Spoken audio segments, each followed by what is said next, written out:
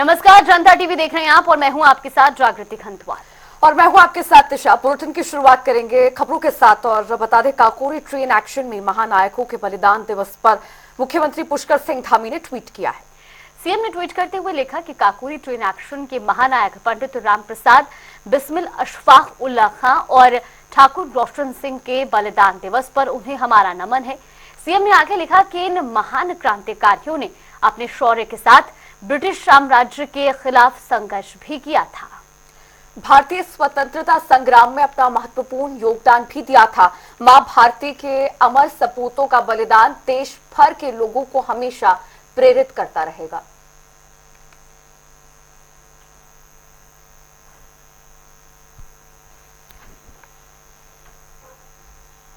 और रुक करेंगे बड़ी खबर की ओर। देहरादून से इस वक्त की बड़ी खबर, बड़ी जानकारी आपको बता दें। केंद्रीय गृह मंत्री अमित शाह के बयान पर गरमाई सियासत। ये बड़ी खबर आपको बता रहे, देहरादून के एसरे हॉल चौक में कांग्रेस ने प्रदर्शन किया है और बीजेपी सरकार के खिलाफ कांग्रेस प्रदर्शन करेगी। बता दें बाबा साहब डॉक्टर भीमराव अंबेडकर पर की गई टिप्पणी से कांग्रेस में रोष है। केंद्रीय गृह मंत्री अमित शाह का पुतला दहन कर कांग्रेस नाराजगी जताएगी। डॉक्टर जसविंदर सिंह गोगी के नेतृत्व में यह प्रदर्शन होगा और महानगर कांग्रेस कमेटी के अध्यक्ष हैं डॉक्टर जसविंदर सिंह गोगी, जिनकी अध्यक्षता में, जिनके नेतृत्व में ये प्रदर्शन जो है कांग्रेस करने वाली है। तो केंद्रीय गृह मंत्री अमित शाह की टिप्पणी पर राज्यसभा में जो संबोधन उन्होंने दिया, उसके बाद कांग्रेस में गहरा रोष है और अपनी नाराजगी, रोष प्रकट करने के लिए उत्तराखंड में अब कांग्रेस पार्टी प्रदर्शन करने वाली है। तो ये बड़ी जानकारी आपको बता रही है। आज कांग्रेस एक तरफ जोरदार प्रदर्शन करेगी ऐसे हॉल में, दूसरी तरफ वो पुतला भी दहन करेंगे।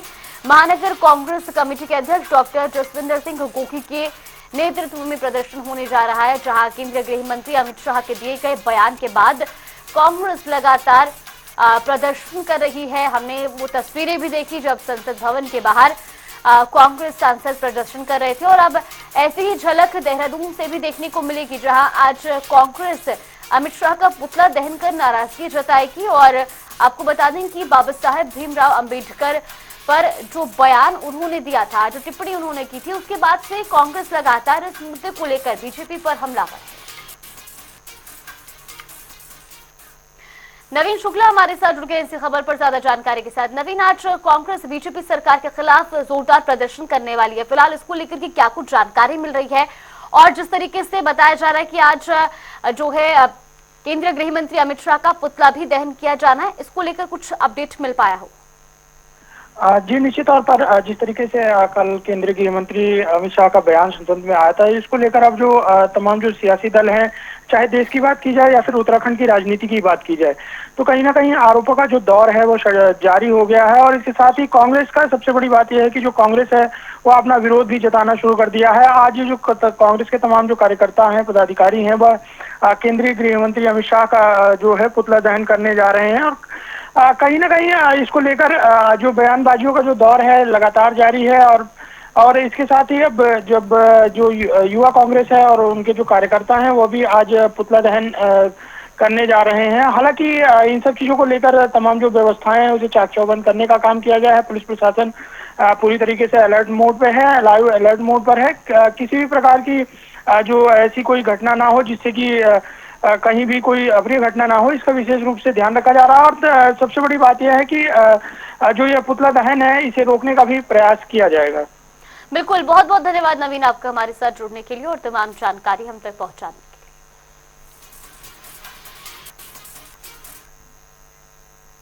और चलिए अब खबरों में आगे बढ़ेंगे। खबर देहरादून से है, जहां सामुदायिक भवन में एक कार्यक्रम का आयोजन किया गया। तो वहीं इस कार्यक्रम में स्वास्थ्य मंत्री डॉक्टर धन सिंह रावत ने वर्चुअल माध्यम से विशेषज्ञ चिकित्सा शिविरों की श्रृंखला का शुभारंभ किया। साथ ही इस मौके पर सैकड़ों लोगों ने विभिन्न स्वास्थ्य सेवाओं का जमकर लाभ भी उठाया। कार्यक्रम को डॉक्टर धन सिंह रावत ने संबोधित करते हुए कहा कि राज्य के अंतिम व्यक्ति तक स्वास्थ्य सेवाओं का लाभ पहुंचाने का काम लगातार जारी है।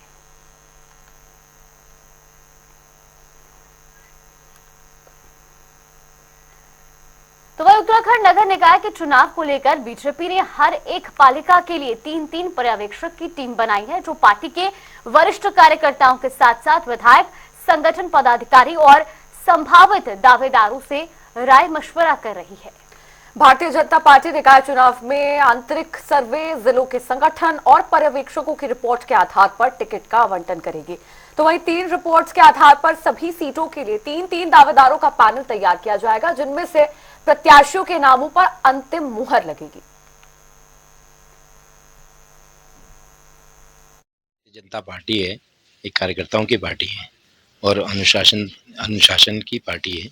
तो मैं आपको एक बात तो क्लियर कहना चाहूँगा, आज जो ये निकाय चुनाव है उसके निमित्त जो है नगर पालिका मसूरी में आज हम 3 पर्यवेक्षकों के रूप में, हमारे जो राज्य मंत्री भी हैं, पूर्व संगठन मंत्री रहे हैं, हमारे बहुत ही सम्मानित आदरणीय सुरेश भट्ट जी हैं, और साथ साथ अपने बहुत ही सम्मानित पूर्व में जिलाध्यक्ष रहे और विभिन्न दायित्वों का निर्वहन किया आदरणीय संजय गुप्ता जी।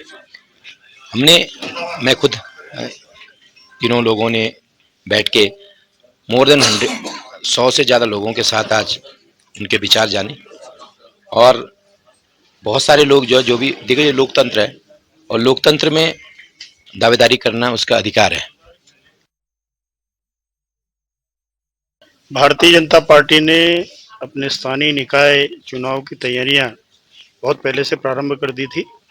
अभी सरकार की ओर से जो स्थानीय निकाय के लिए नगर पालिका और नगर निगम, नगर पंचायतों के लिए जो आरक्षण की अंतिम सूची जारी होने के बाद भारतीय जनता पार्टी ने अलग अलग क्षेत्रों में जो भी प्रत्याशी जो आगे चुनाव लड़ने के लिए जो लोग दावेदारी कर रहे हैं, ऐसे लोगों की जानकारी लेने के लिए और एक तरह से कार्यकर्ताओं का मत जानने के लिए कि कार्यकर्ताओं का मत क्या है, उसके लिए हर क्षेत्र में 3 कार्यकर्ताओं को पर्यवेक्षक बना करके भेजा है।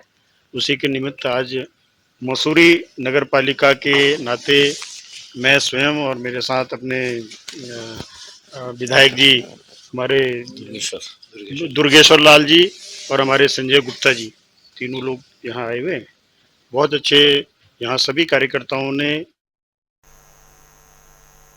और वही आपको बता दें, उत्तराखंड में इन दिनों नगर निकाय चुनाव को लेकर सरगर्मियां तेज है। इसी बीच पंचायती राज विभाग त्रिस्तरीय पंचायतों के निर्वाचन को लेकर अपनी तैयारियों में जुट गया है। तो वहीं प्रदेश के पंचायती राज सचिव चंद्रेश यादव ने बताया कि निर्वाचन आयोग के साथ पंचायती राज विभाग की बैठक में त्रिस्तरीय पंचायत के चुनाव और अन्य तैयारियों को लेकर चर्चा की जाएगी। पंचायत चुनाव को लेकर हमारी तैयारियां चल रही हैं, लेकिन पहले सरकार की प्राथमिकता नगर निकाय के चुनावों को संपन्न कराना है। उसकी जो नगर विकास विभाग है उसके द्वारा अपनी तैयारियां की जा रही हैं। जहां तक पंचायती राज के त्रिस्तरीय चुनाव का संबंध है, आज हमारी निर्वाचन आयोग के साथ बैठक है। उसमें जो आगे की कार्रवाई है उसके बारे में निर्णय किया जाएगा। और वही आपको बता दें, उत्तराखंड बीजेपी के प्रदेश अध्यक्ष महेंद्र भट्ट के एक बयान से राजनीति गर्मा गई है, जहां पर उन्होंने नेताओं को चेतावनी देते हुए कहा कि सभी को पार्टी के फोरम में ही रहकर अपनी बात रखने की अपील की है। उनके इस बयान के बाद कांग्रेस के पूर्व प्रदेश अध्यक्ष प्रीतम सिंह ने कटाक्ष किया और उन्होंने बयान पर तंज कसते हुए कहा कि केवल कार्यकर्ता ही नहीं बल्कि बड़े पदों पर बैठे लोग भी इस बात का विरोध कर रहे हैं। के परिप्रेक्ष्य में मैंने समाचार पत्रों में पढ़ा था कि भाजपा के कुछ लोग कह रहे हैं कि कांग्रेस जो है चुनाव से डरकर भाग रही है। अरे हम डर करके भाग नहीं रहे हैं। अगर देखा जाए तो भाजपा ही भागने का काम कर रही है। भारतीय जनता पार्टी में अंतर विरोध है और सत्ता में बैठे हुए मंत्रीगण और विधायकगण लगातार जो है आरक्षण के विरोध में जो अपनी बात कह रहे हैं, ये सही बात है। इस जो है सबके सामने है कि आरक्षण में जिस तरीके से सरकार ने मनमानी की है और उसी का ही परिणाम है कि भाजपा के लोग ही सरकार के निर्णय पर उंगली उठाने का काम कर रहे हैं। तो वहीं प्रदेश में आपदा जैसी स्थितियों से निपटने के लिए आपदा प्रबंधन लगातार अपनी कोशिश कर रहा है, जिसको लेकर अब आपदा प्रबंधन सचिव विनोद कुमार सुमन ने जानकारी भी दी है। जानकारी देते हुए उन्होंने बताया कि जिन क्षेत्रों में आपदा जैसी स्थितियां देखने को मिली हैं, उन क्षेत्रों में स्थानीय लोगों को ट्रेनिंग दी जा रही है। साथ ही उन्होंने आगे बताया कि आपदा जैसी स्थितियों से निपटने के लिए प्रशासन भी पूरी तरह से तैयार है। ट्रेनिंग का कार्य हमारा पहले से ही चल रहा है, कोई नया कार्य नहीं है। हमारा प्रयास है कि जब आपदा का समय नहीं है तो उसमें हम लोग तैयारी का समय मानते हैं इसको, और जितनी अच्छी तैयारी होती है उतना अच्छा हम आपदा में मैनेज कर पाते हैं। तो उसी के क्रम में इसमें ट्रेनिंग का कार्य चल रहा है, सभी जनपद के द्वारा किया जा रहा है। अब हमारा प्रयास है कि स्कूलों में या जन समुदाय तक या जिस जगह ज़्यादा आपदा आती है वहाँ पे हम ट्रेनिंग करावें। उस दिशा में कार्रवाई चल रही है और उसको थोड़ा सा एग्रेसिव तरीके से करने की प्लानिंग चल रही है। अभी योजना बन रही है हमारी, बहुत जल्दी हम इसको लॉन्च करेंगे।